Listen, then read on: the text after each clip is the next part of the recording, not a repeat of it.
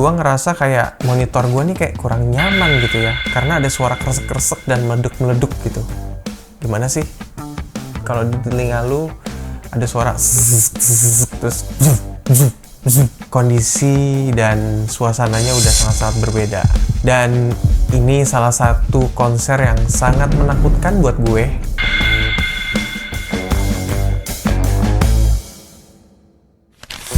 Selamat datang di Yo Iqbal Vlog. Yes, minggu ini gue bakalan manggung di sebuah konser yang 12 tahun lalu gue udah pernah main di konser ini dan memainkan setlist yang sama. Dan kemudian 2026 ini gue nggak nyangka bisa mainin lagi lagu-lagu dengan setlist yang sama, tapi kondisi dan suasananya udah sangat-sangat berbeda. Dan ini salah satu konser yang sangat menakutkan buat gue. Sumpah, kita udah prepare banyak dan ya kita nggak pernah tahu hal-hal yang kita nggak inginkan itu terjadi.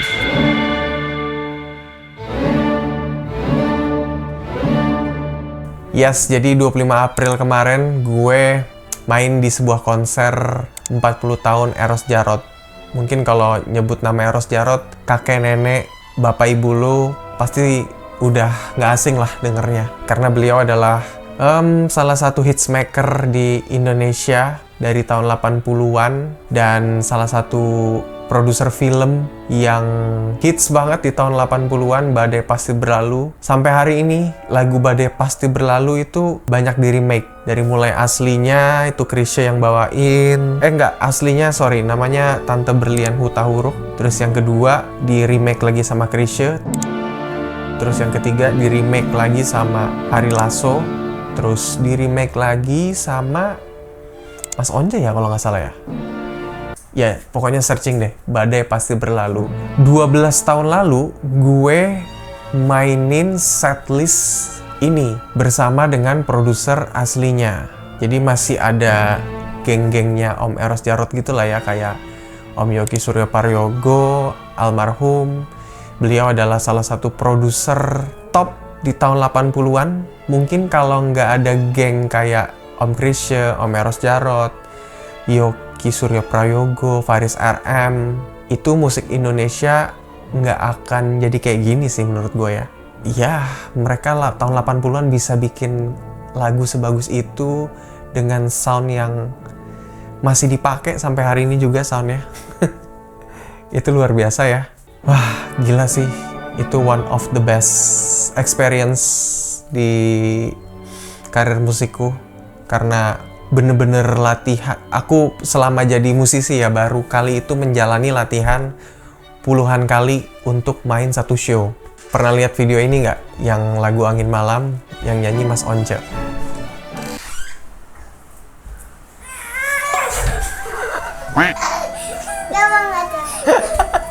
Iklan-iklan. Itu kita latihannya banyak banget deh, puluhan kali lah ya latihannya, bener-bener dari jam 10 pagi sampai jam 10 malam. Ini tuh kayak treatment orang lama, nggak pakai sequencer, nggak pakai ear monitor waktu itu, dan belum common juga sama ear monitor sama sequencer, jadi semuanya live jreng. Tapi kalau di zaman sekarang semuanya ada click track alias sequencer, terus ada metronom juga, ada ear monitor juga. Terus latihan nggak banyak, 3 kali. Tapi menurut kita di zaman sekarang latihan 3 kali itu lumayan banyak. Makanya itu kondisinya 12 tahun lalu sama 2026 jauh banget bedanya. Oke, yuk. Intro 2, 3, 4.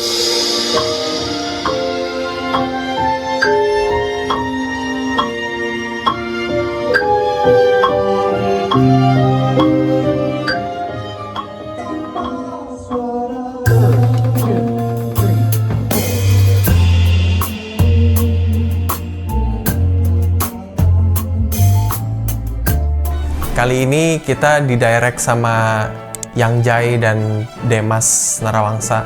Music arrangement dibantu juga sama Demas, jadi mereka berdua yang mengarrange musiknya, tapi nanti di atas panggung itu ada Demas yang jadi konduktornya.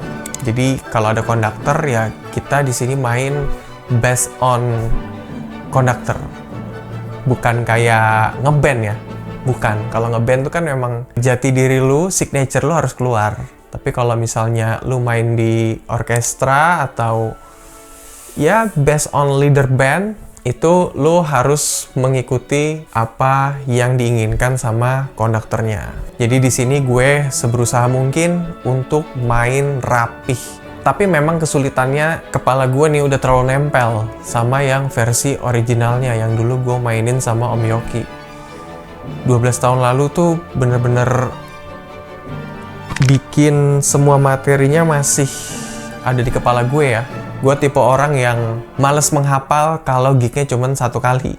Jadi mendingan gue nyatet. Karena nggak tahu ya, gue kalau memakai otak gue harus total gitu. Jadi gue nggak bisa yang bercabang-cabang gitu. Jadi nyatet aja. Tapi kalau kayak Fajar yang Jaya itu, wah gila sih. Itu hafalannya bener-bener top notch lah, perfect.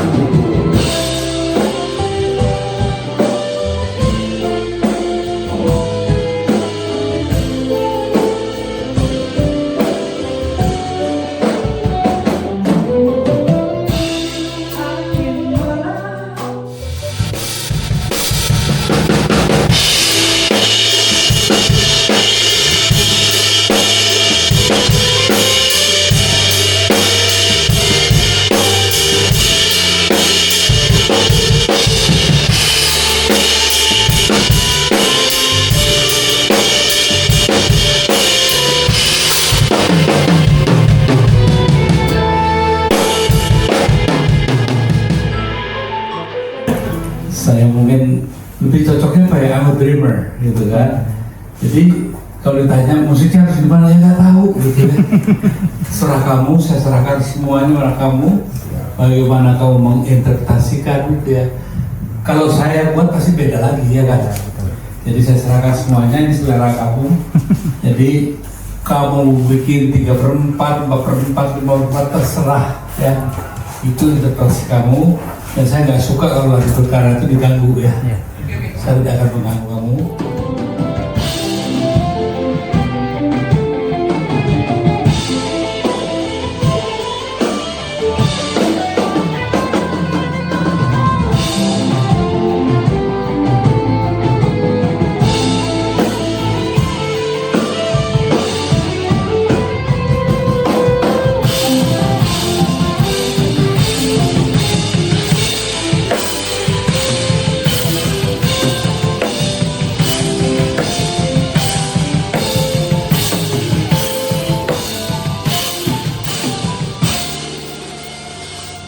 Ya kalau lu datang ke studio dan lu belum ngulik lagunya sama sekali, itu buat gue rasanya kayak aduh ketinggalan nih gue. Minggu ini bener-bener hektik banget buat gue. Nggak ada jeda sehari pun. Dari tanggal 17 itu gue manggung, terus gue bikin kelas, terus gue jadi juri juga sempet. Terus habis itu gue harus syuting konten juga. Kalau udah lu ambil, harus menjalani dengan baik dan totalitas. Nggak boleh setengah-setengah karena nanti berhubungan dengan nama baik lu. Karena lu sudah dibayar. Tibalah tanggal 25 April, kita cek sound dari siang. Ini adalah drum set untuk hari ini. Di konser 40 tahun Eros Djarot Badai Pasir Berlalu. Dan ya setnya standar-standar aja, gak ada yang aneh-aneh karena memang sesuai kebutuhan. Yang paling penting dari set ini adalah ini, not. Kalau nggak ada ini percuma ada drumnya karena nggak bunyi.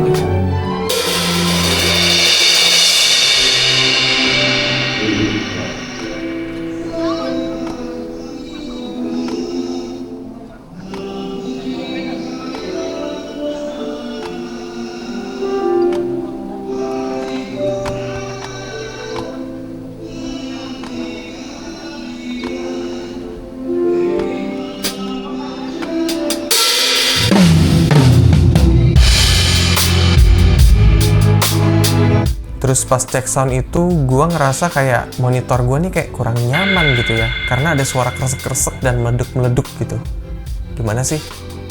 Kalau di telinga lu ada suara terus tapi waktu itu dibenerin sama drum tech gue, Akip. Gue gak ngerti lah kalau masalah teknis begini. Ya semua ada job desk-nya kan. Jadi kalau ada masalah teknis begini, gue serahkan sama drum tech. Terus ada lagi sound engineer monitornya. Jujur gue gak kenal sama sound engineer monitornya pada hari itu. Sampai pada akhirnya di ujung soundcheck itu udah bener tuh suara ear monitor gue. Nah, ini part yang paling mengerikan menurut gue. Opening masuk, gue di ear monitor itu udah kayak ada suara aneh di sini.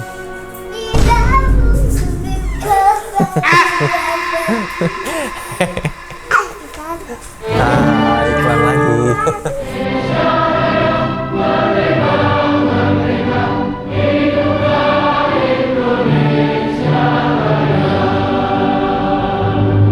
Sumpah sih, itu gua udah panik ya, padahal belum mulai, masih opening Indonesia Raya, tapi ear monitor gua udah ngerasa gak beres suaranya. Bener-bener ada suara kresek dan meleduk-meleduk, kruk.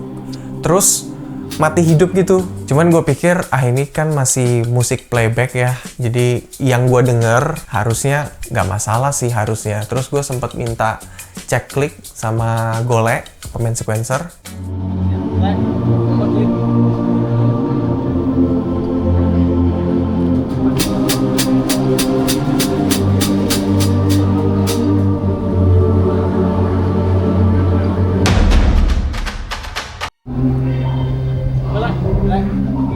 Tapi suara kresek-kreseknya sih masih ada. Dan pas musik mulai,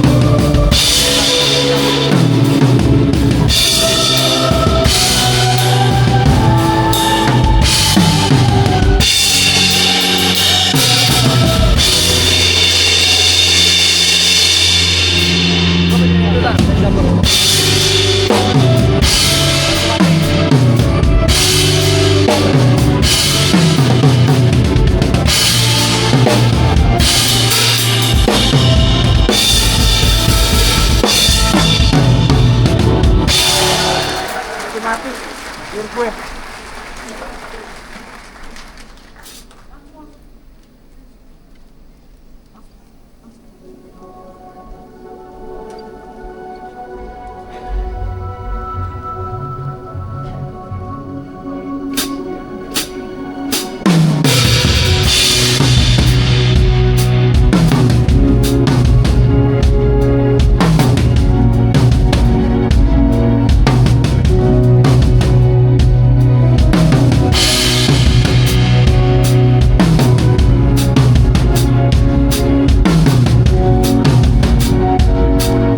Lo bisa lihat kan kepanikan gue, gitu, banget.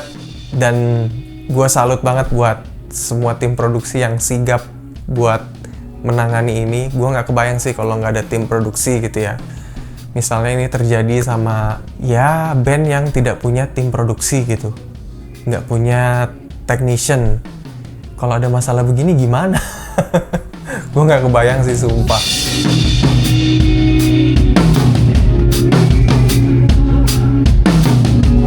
Mungkin kalau ada pertanyaan, kenapa bang? Lu nggak stop aja?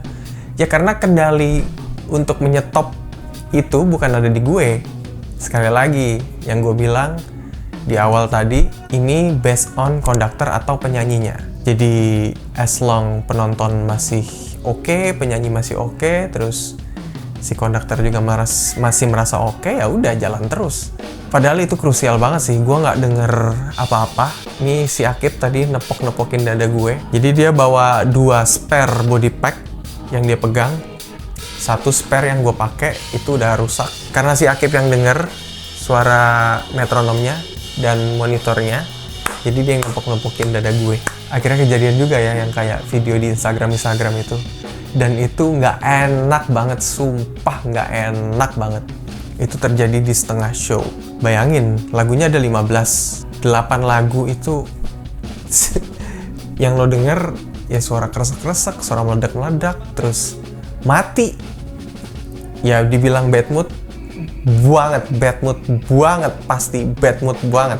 Cuman ya udahlah, yang penting gua mainnya aman, gua nggak salah bagan lagunya, metronom masih on click terus. Ya udah, main aja.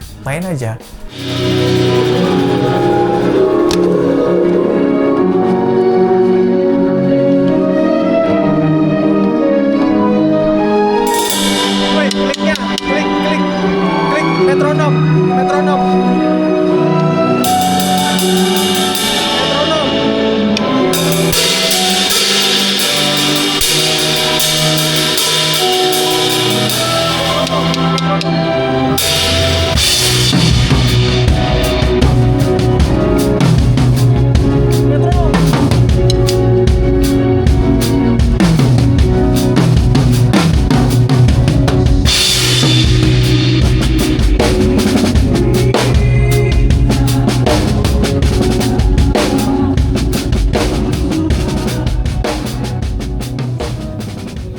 Ya sepanjang karir gue ini kayaknya salah satu momen yang paling menakutkan. Harusnya dengan prepare yang panjang, terus ya ini dedicated gue main untuk legend-legend musik yang dulunya pernah ngeband bareng sama gue dan sekarang sudah almarhum. Ya gue pengen main dengan total gitu ya, dengan happy. Nak, jangan ganggu dulu, nak. Ya, tapi ternyata gue belum bisa total sih. Gue belum bisa ngasih dedicate ini dengan total tuh rasanya juga gitu rasanya. Ya udahlah, nggak apa-apa. Jadi gue hanya merasa ya gue main aman aja gitu. Maaf ya teman-teman, gue membagikan video ini supaya kita sama-sama belajar kalau setiap kondisi panggung itu tidak selamanya happy. Tidak selamanya sesuai yang lo harapkan perfect, enggak. Tapi ada juga kondisi-kondisi yang kayak begini. Tapi gue percaya sama yang namanya show must go on. Selama konser itu harus berjalan, ya udah lo harus jalanin. Mau itu mood lo nggak enak kek, mau itu mood lo lagi hancur kek. Sama kayak gue pernah nonton dokumenter siapa ya, Katy Perry atau siapa gitu ya. Dia diceraiin suaminya sebelum dia manggung. Aduh, itu rasanya sih hancur parah ya. Kayaknya kalau cuma masalah teknis ya itu masih bisa diperbaiki gitu ya. Tapi kalau misalnya sampai kayak begitu, wah. Tapi kan lo harus manggung ya, show must go on. Jadi lo harus tetap memberikan yang terbaik. Ya kira-kira pelajarannya begitulah ya yang bisa gue kasih. Learning by experience. Ya emang bener sih, learning by experience itu lebih berharga. Coba ceritakan pengalamanmu di panggung yang menurutmu menakutkan atau yang bikin happy juga boleh. Coba sharing, kita ngobrol di kolom komen ya.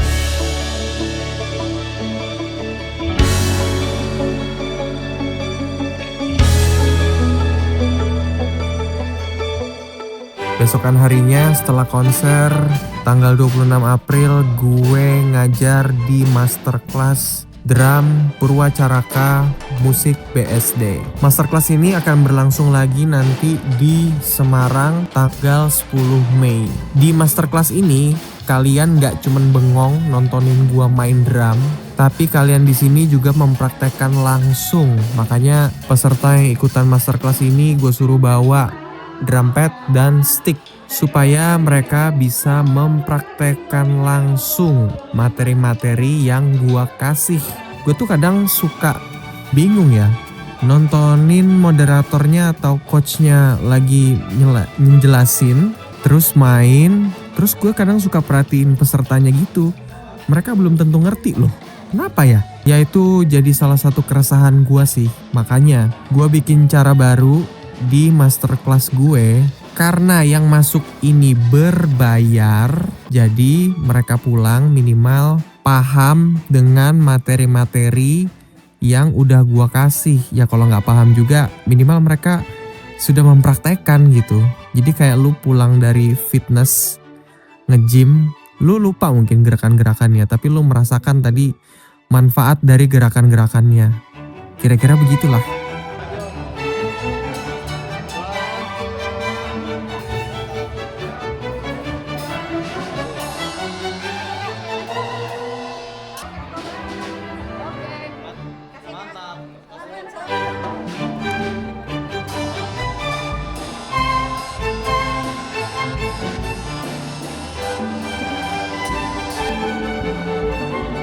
Jadi sampai jumpa lagi di cerita-cerita seru selanjutnya teman-teman. Subscribe YouTube Drum and Drum dan sampai ketemu lagi.